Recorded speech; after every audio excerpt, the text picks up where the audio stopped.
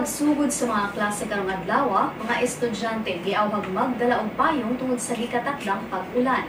Matod sa pag-asa nga uwanon ang pag-abli sa klase sa Pilipinas tungod sa mapanganuron nga kalangitan.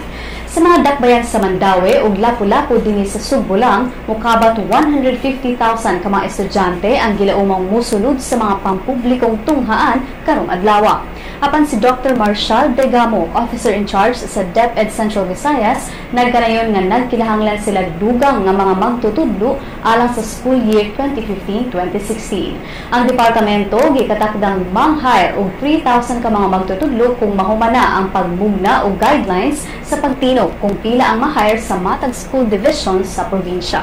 Ang Philippine National Police gipasalig nga ubos sa ilang oplan ligtas balik eskwela. Ang mga regional offices mopakatap og mga pulis sa mga tunghaan aron masiguro ang seguridad sa mga tinun-an.